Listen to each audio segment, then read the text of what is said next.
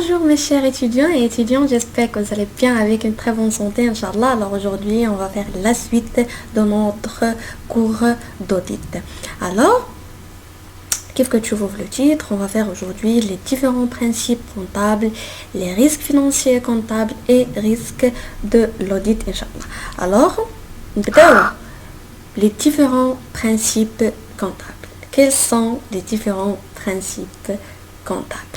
Premièrement, on a la continuité d'exploitation. Alors ici, stipule que l'entreprise doit bien sûr établir ses documents de synthèse dans la perspective de continuité sans exploitation et bien sûr non pas dans une perspective de liquidation totale. Alors ici, la dérogation, le bilan d'ouverture d'un exercice, par exemple 2013.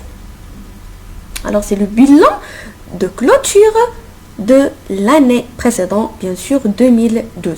D'accord? Alors c'est le cas d'une liquidation partielle. D'accord?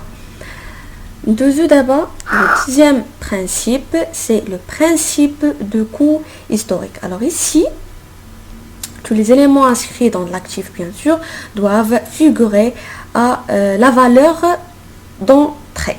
Alors, par exemple, maintenant une immobilisation achetée. Alors ici, valeur d'entrée, c'est coût, prix d'acquisition. Immobilisation produit, coût de revient. Par exemple, immobilisation échange, donc valeur échange. Le coût de marché. D'accord? Alors ici, la dérogation de ce principe, c'est la possibilité de réévaluer les éléments d'actifs. Bien sûr, je parle de tous les éléments d'immobilisation, sauf non-valeur. Et ici, l'écart de réévaluation, il est imposable à l'IS. D'accord? On passe prudence. Alors ici, on sait très bien que la charge peut être comptabilisée, qu'elle est probable. D'accord? Alors, comme une provision. Mais un produit, on ne peut pas le comptabiliser que lorsqu'il est certain. D'accord? Ici, la dérogation, c'est avoir un écart de conversion passive, bien sûr imposable à l'IS.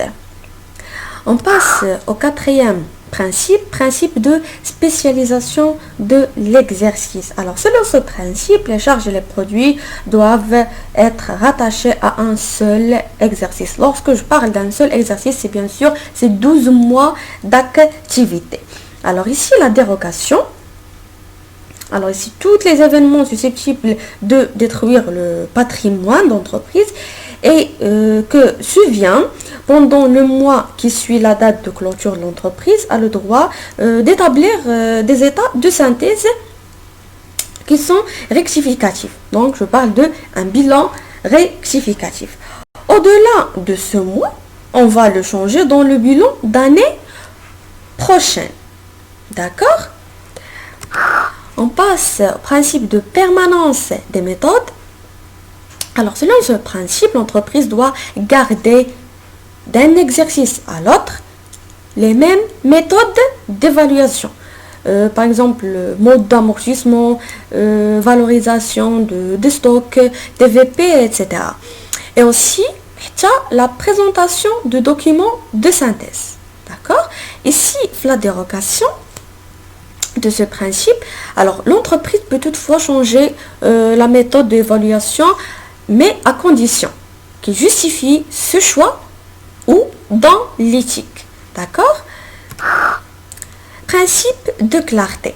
Alors, selon ce principe, l'entreprise, bien sûr, doit utiliser pour chaque opération le compte adéquat avec l'utilité adéquate et aussi le numéro de compte adéquat, et avec l'interdiction de composer entre charges et produits, actifs et passifs. D'accord?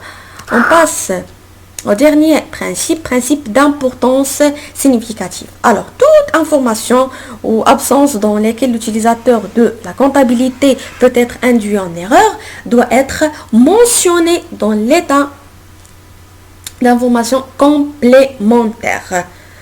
D'accord? Alors ici, maintenant, dérogation.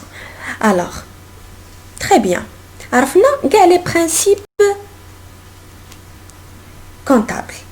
Alors, si on a bien respecté les principes, donc cela donne à l'entreprise une image fidèle. Automatiquement, régularité de la comptabilité. Mais si on n'a pas respecté l'un de ces principes, ou bien on n'a pas respecté tous les principes, ces principes, alors ici, est-ce qu'on a respecté l'un de dérogations? Alors, si on a respecté l'un des dérogations, donc c'est très bien, image fidèle, régularité de la comptabilité. Si non, alors automatiquement on a une comptabilité qui n'est pas régularisée, automatiquement ça va nous donner un risque financier et comptable. D'accord? Alors, d'abord, غادي نشوفوا شنو هما les différents risques financiers et comptables. Bon, pour les risques financiers et comptables, alors on sait très bien que ce sont des risques qui sont liés à la gestion comptable et financière. Alors ce risque, bien sûr, c'est un événement qui ne permet pas à l'entreprise d'atteindre l'objectif général de qualité comptable et financière. Bien sûr, il s'agit des risques liés aux objectifs de régularité et de sincérité. D'accord? Premièrement, on a l'exhaustivité. Alors, l'exhaustivité en matière comptable signifie quoi? Signifie à ce que toutes les opérations réalisées par l'entreprise ont été enregistrées en comptabilité. Alors là, on peut parler de risque d'omission. Yani peut-être un comptable insa mais enregistrer l'un des opérations réalisées. Alors, soit de façon volontaire ou bien involontaire. D'accord? On passe maintenant à la réalité. Alors ici, il faut vérifier à ce que toutes les opérations sont des opérations réelles. Alors ici, on peut constater un risque, c'est la constatation des opérations en comptabilité qui sont des opérations fictives. D'accord? Bien sûr, lorsqu'on parle des opérations fictives, il y en a déjà mécaniques. Alors, nous devons à la propriété. Alors ici, tous les éléments du bilan doivent concerner juridiquement l'entreprise. Alors, je nous vois les risques c'est que soit d'oublier d'enregistrer des actifs dont il est propriétaire, soit enregistre des actifs dont elle n'est pas propriétaire d'elle. D'accord? Soit l'entreprise enregistrer des actifs il y a déjà là, soit enregistrer des actifs les d'accord? Nous devons d'abord l'évaluation correcte. Alors l'évaluation correcte, le montant de toutes les opérations ou les éléments des patrimoines de l'entreprise doit bien sûr correspondre à leur juste valeur. D'accord? Bien sûr, بلا زيادة بلا نقصان ما نزيد في la valeur ما نقص فيها ça تبقى la juste valeur de chaque élément. D'accord? Très bien. Nous devons d'abord l'enregistrement dans la bonne période. Alors ici, il s'agit d'un suivi chronologie des opérations comptables, bien sûr au jour le jour, mais avec le respect de principes de spécialisation des exercices. Alors, qu'est-ce que tu vois, les principes comptables اللي كنا شفنا dès le départ. C'est pour ça خدمت معاكم les principes هما الاولين باش ملي نكونوا كنخدموا les différents risques تكون déjà عندكم واحد l'idée générale sur ces différents principes. Alors غادي نشوفوا la relation entre l'enregistrement dans la bonne période avec principe de spécialisation des exercices. C'est automatiquement le rattachement des charges et des produits à l'exercice concerné. D'accord? Nous devons l'imputation correcte. Donc ici, il faut enregistrer n'importe quelle opération dans le compte adéquat avec l'intitulé adéquat et aussi le numéro de compte adéquat. Alors, on a dit le principe اللي كنا déjà شفناه dès le départ اللي هو principe de clarté. D'accord? Totalisation et centralisation correcte. Alors ici, il convient bien sûr d'examiner la fiabilité du processus comptable. D'accord? Nous information adéquate. Alors, bien sûr, toute information financière doit être accompagnée. D'accord? Alors, les différents risques qui sont liés bien sûr à la gestion comptable et financière. Donc d'abord, l'exemple. On va traiter un exemple. On a bien compris les différents risques. Premièrement, toutes les opérations de l'entreprise devront être comptabilisées quand elles font l'objet d'un enregistrement dans les comptes. Bien sûr, ici on parle de l'exhaustivité. Deuxièmement, tous les enregistrements portés dans les comptes sont-ils la traduction correcte d'une opération réelle? Bien sûr, on parle de la réalité. Troisièmement, toutes les opérations enregistrées durant l'exercice concernant-elles la période écoulée étaient seules.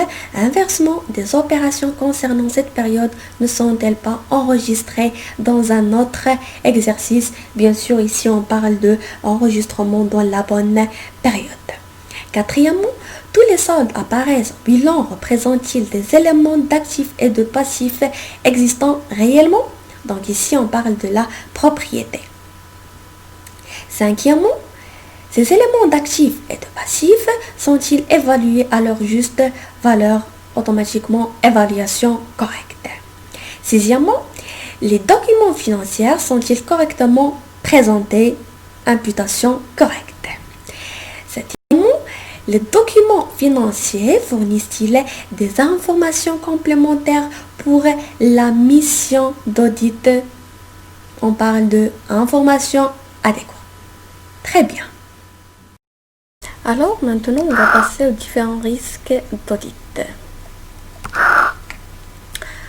Premièrement, risque inhérent, risque lié au contrôle et risque de non-détection. Alors, pour le premier risque, RI. Donc ici, il signifie la possibilité qu'une assertion comporte une anomalie qui, seule combinée avec d'autres, pourrait être significatif dans l'hypothèse. D'accord? RLC. Alors, ce risque signifie que le contrôle interne mis en place par l'entité ne permet pas de prévenir ou bien de détecter, on peut dire aussi de corriger en temps voulu une anomalie qui pourrait comporter une assertion. D'accord? Pour le risque de non-détection, alors c'est un risque lié à l'existence d'erreurs significatives dans les états financiers audités de l'entreprise qui est dû bien sûr à l'incapacité de l'auditeur à les détecter. Donc l'auditeur ne peut y détecter. D'accord? Donc merci pour votre attention et bon courage à tous, à la prochaine, Inch'Allah.